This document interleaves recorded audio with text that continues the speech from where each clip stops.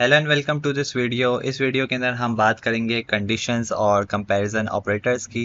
जिस तरह से हमने स्टडी किया था अरिथमेटिक ऑपरेटर्स को, इसी तरह से हमारे पास कंपैरिजन ऑपरेटर्स होते हैं जो दो वेरिएबल्स के दरमियान या फिर आप कह सकते हैं दो ऑपरेंड्स के दरमियान अप्लाई होते हैं, और इसका जो रिजल्ट होता है वो हमेशा ट्रू और फॉल्स की वैल्यूज़ के साथ होता है। अच्छा, ये कुछ हमारे की पॉइंट्स हैं जिस पर हम बात करेंगे, तो हम इसको वन बाय वन स्टार्ट करते हैं। और ये हमारे कुछ कंपैरिजन ऑपरेटर्स है जिसको हम वन बाय वन देखेंगे कि ये कैसे अप्लाई किए जाते हैं। अच्छा, यहाँ पर कंडीशंस डॉट पाई के नाम से फाइल क्रिएट कर दी है मैंने, और अब हम यहाँ पर वेरिएबल्स डिफाइन करते हैं। लेट से एक वेरिएबल है हमारे पास x जिसकी वैल्यू है 2, और एक वेरिएबल हमारे पास है y जिसकी वैल्यू है 3। अच्छा, अब हम यहाँ चेक करना चाहते हैं, कंडीशन लिखते हैं x इक्वल्स टू y है, तो ये हमारे पास एक इक्विवेलेंस ऑपरेटर है और इसको हम देख सकते हैं। अच्छा, अब यहाँ पर आप देख सकते हैं कि इसका जो रिज़ल्ट है वो फॉल्स आया। तो ये दो ऑपरेंड्स के दरमियान या दो वेरिएबल्स के दरमियान कंडीशन को चेक करता है कि ये क्या कंडीशन ट्रू है या फॉल्स है। तो आप देख सकते हैं कि x is not equal to y, तो ये आपके पास फॉल्स आ चुका है। x की वैल्यू है 2 और y की वैल्यू है 3, तो 2 जो है वो इक्वल्स टू 3 नहीं होता, तो नहीं होता, तो फिर ये फॉल्स आपके पास है। अच्छा, अगर ये आपके पास लेट से 3 होता तो फिर आपके पास ज़ाहिर सी बात है फिर ये ट्रू होता। इसी तरीके से अगर फ्लोटिंग वैल्यू में 3.0 होता तब भी आपके पास ये चीज़ ट्रू होती। अच्छा, यहाँ पर अब हमारे पास एक ही ऑपरेटर है जो हमने देखा है इक्विवेलेंस वाला। एक हमारे पास है डज नॉट इक्वल टू।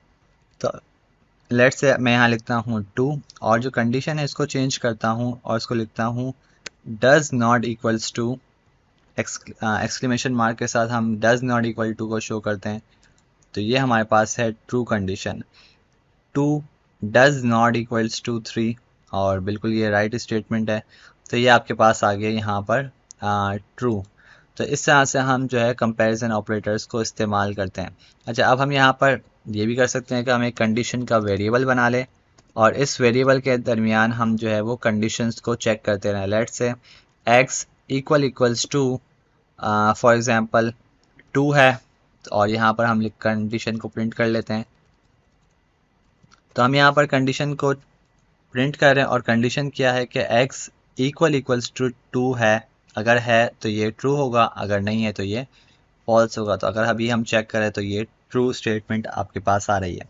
इसी तरीके से हमारे पास इसके अलावा अगर आप देखें तो लेस देन है, ग्रेटर देन है, लेस देन इक्वल टू है, ग्रेटर देन इक्वल्स टू है, तो इसको हम यूटिलाइज कर सकते हैं। अगर आप यहाँ पर देखें तो मैं यहाँ पर लिख सकता हूँ एस एक्स लेस देन और इक्वल्स टू 2, तो x जो है या तो लेस देन हो या इक्वल्स टू 2 हो, तो ये कंडीशन भी ट्रू है, तो यहाँ पर अभी भी ट्रू प्रिंट होना चाहिए। अगर मैं यहाँ लिखूँ ग्रेटर देन इक्वल्स टू 2, तो ज़ाहिर सी बात है ये ऐसा नहीं है, तो यहाँ पर ये आपके पास फॉल्स आएगा। अच्छा, क्योंकि ग्रेटर देन इक्वल्स टू है इसलिए ट्रू है। अगर इक्वल्स टू नहीं होता तो फिर ये फॉल्स होता। अब मैं यहाँ लिखता हूँ एक्स ग्रेटर देन 2, तो ये फॉल्स है। इसी तरह से एक्स लेस देन 2, तो ये आपके पास तब भी फॉल्स होगा। ठीक है, तो यहाँ पर हम जो है वो इस तरीके से इसको चेक कर सकते हैं कंपैरिजन ऑपरेटर्स को अप्लाई कर करके, और डिफरेंट वेरिएबल्स को हम कंपेयर कर सकते हैं।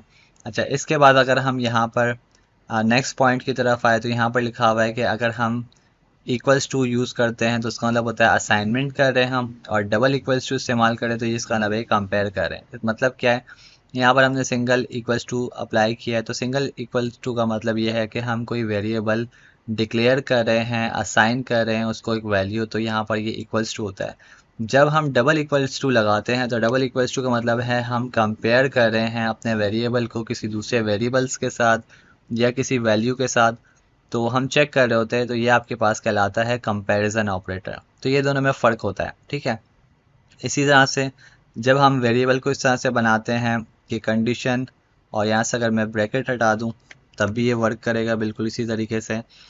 तो यहाँ पर हम कंडीशन वेरिएबल है उसकी वैल्यू को डिफ़ाइन कर रहे हैं, और वैल्यू क्या होगी, इस स्टेटमेंट का आंसर होगा ट्रू या फॉल्स। अगर हम देखें तो x की वैल्यू 2 है, तो 2 इज़ इक्वल्स टू 2 है, इसका मतलब ये स्टेटमेंट है ट्रू। तो यहाँ पर कंडीशन के अंदर जो वैल्यू स्टोर होगी वो होगी ट्रू, और उसी को हम प्रिंट कर रहे होंगे। तो ये इस तरह से वर्क करेगा। और हमने ब्रैकेट इसलिए लगाए थे ताकि ये थोड़ा सा क्लीन लगे और थोड़ा सा जो है वो समझने के हिसाब से थोड़ा सा क्लियर लगे। अच्छा, अब हमने यहाँ पर देखा है। अच्छा, अगर हम बात करते हैं फॉर एग्जांपल, ये तो अभी हमने स्ट्रिंग्स और इंटीजर्स और फ्लोट नंबर्स को देखा है। हम स्ट्रिंग्स को भी कंपेयर कर सकते हैं। लेट्स से अगर मैं यहाँ पर लिखता हूँ string 1 equals to for example A B, let's say hello world लिख देते हैं, हेलो वर्ल्ड एक्सक्लेमेशन, और यहाँ पर मैं स्ट्रिंग 2 लिखता हूँ इक्वल्स टू, और यहाँ पर भी मैं लिखता हूँ हेलो वर्ल्ड, लेकिन लोअर केस के अंदर इसको लिखता हूँ टोटल।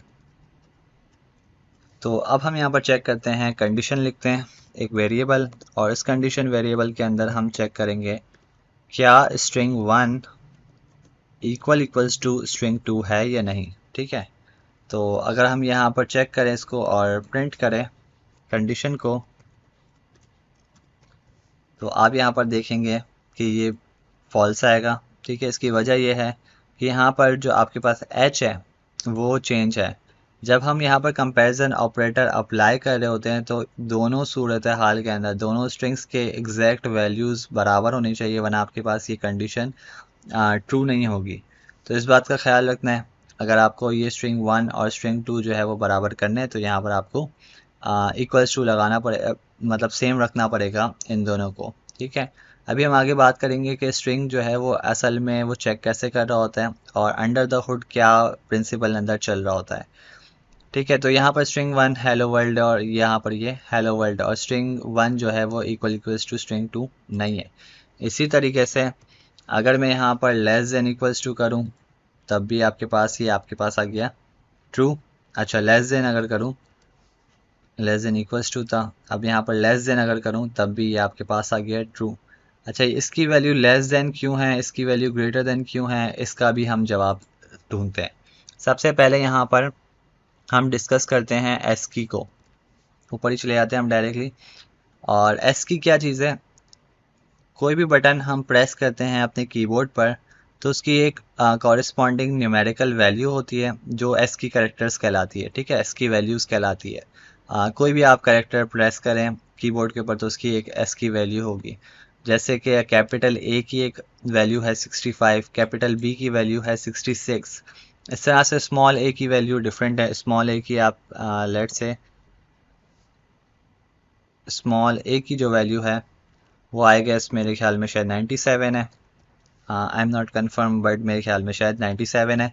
ये हम चेक करेंगे अभी। ठीक है, तो ये आपके पास डिफरेंट नंबर्स की डिफरेंट जो कीज़ है उनकी डिफरेंट वैल्यूज़ मौजूद है इसकी कैरेक्टर में। तो हमारे पास दो तरह के फंक्शन है, एक है ऑर्डिनल फंक्शन। ये ऑर्डिनल फंक्शन क्या करता है, इसको हम पास करते हैं करेक्टर, कीबोर्ड का करेक्टर कोई भी आप पास करें और ये रिटर्न करेगा उसकी एस की वैल्यू। ठीक है, इसी तरह से करेक्टर एक फंक्शन है जिसको हम एस की वैल्यू देंगे तो वो आपको करेक्टर बताएगा। सही है, तो अगर मैं यहाँ पर पास करूँ फॉर एग्जांपल, मैं यहाँ लिखता हूँ ऑर्डिनल और यहाँ पर मैं लिखता हूँ क्यू, तो आप देखेंगे कि आपके पास वैल्यू आ गई है 113। इसी तरह से अगर मैं यहाँ लिखता हूँ स्मॉल ए की वैल्यू हमने लिखी थी तो 97 ही है। इसी तरह से बी लिखूँगा तो ये आपके पास 98 हो जाएगा। इसी तरह से स्मॉल कैपिटल ए लिखूँगा तो कैपिटल ए 65 है और कैपिटल बी जो है वो 66 होगा। अच्छा, तो ये आपके पास हो गई कैपिटल बी की वैल्यू। अच्छा, अब यहाँ पर आप ऑर्डिनल को हटा के लेट से हम करेक्टर लिखते हैं CHR और यहाँ पर मैं लिख देता हूँ 97, तो वो मुझे बताएगा 97 एस की वैल्यू किस करेक्टर की है, तो यहाँ पर आपको ए रिटर्न हो गया है। सही है। अच्छा, अब लेट से हमारे पास दो स्ट्रिंग्स हैं और हम यहाँ पर इसको रिमूव करते हैं। यहाँ पर इसको रिमूव करते हैं स्ट्रिंग वन में हम लिखते हैं AC और यहाँ पर हम लिखते हैं लेट से AB। अच्छा, जब हम इसको कंपेयर करेंगे तो कंपैरिजन किस तरह से होता है कि फर्स्ट वैल्यू को फर्स्ट वैल्यू के साथ कंपेयर किया जाएगा। अब क्योंकि फर्स्ट वैल्यू सेम है तो दोनों की वैल्यू 97 है। ठीक है, लेकिन यहाँ पर जब C की वैल्यू बात करेंगे और B की वैल्यू की बात करेंगे तो जाहिर सी बात है C की वैल्यू जो है वो ग्रेटर है B से, तो ऑटोमेटिकली स्ट्रिंग 1 जो है वो ग्रेटर होगा स्ट्रिंग 2 से। तो अगर मैं यहाँ पर लिखूँ स्ट्रिंग 1 लेस देन स्ट्रिंग 2, तो ये आपके पास फॉल्स आ जाएगा इसका आंसर। अब मैं यहाँ पर कंडीशन लिखता हूँ और यहाँ पर इसको प्रिंट करता हूँ, तो ये आपके पास फॉल्स आ गया। क्यों फॉल्स है? क्योंकि आपके पास ये ए जो है इसकी वैल्यू सेम है, लेकिन यहाँ पर जो सी बी है उसमें जो सी है उसकी वैल्यू ज़्यादा है बी से, तो ये ऑटोमेटिकली स्ट्रिंग 1 ग्रेटर हो गया। तो स्ट्रिंग की कंपैरिजन के अंदर हमारे पास ये प्रिंसिपल फॉलो हो रहा होता है एस की कैरेक्टर का। तो ये कुछ बातें थी जो आपको यहाँ पर एक्सप्लेन करनी थी। इसी तरह से अगर मैं यहाँ लिखूँ for example A B C और यहाँ लिखूँ ए बी और स्मॉल सी, तो स्मॉल सी की वैल्यू जो है वो ग्रेटर है कैपिटल सी से, तो यहाँ पर स्ट्रिंग 2 ग्रेटर है स्ट्रिंग 1 से, तो ये कंडीशन आपके पास अभी ट्रू होगी।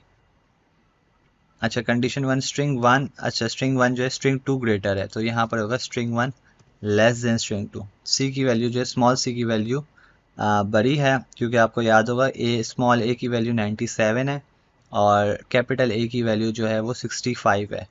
तो कैपिटल सी की वैल्यू 68 होगी और स्मॉल सी की वैल्यू जो होगी वो 100 होगी। तो ऑटोमेटिकली ये वाला जो आपके पास स्ट्रिंग है ये ग्रेटर है, तो स्ट्रिंग 2 ग्रेटर दैन स्ट्रिंग 1 है यहाँ पर, तो ये कंडीशन ट्रू होगी। तो इस कंडीशंस को हम आगे यूज़ करेंगे। अभी हम कंपाउंड कंडीशंस को भी देखेंगे इसके बाद, और उसके बाद फिर इफ़ कंडीशंस को और एल्स कंडीशंस को देखेंगे, कंडीशनल स्टेटमेंट्स को देखेंगे, नेस्टेड कंडीशनल स्टेटमेंट्स को देखेंगे आगे वीडियोस के अंदर। तो ये और कॉन्सेप्ट आपको क्लियर हो जाएगा, लेकिन ये बेसिक कॉन्सेप्ट जो है वो आपको याद होना चाहिए। So meet you in the next video.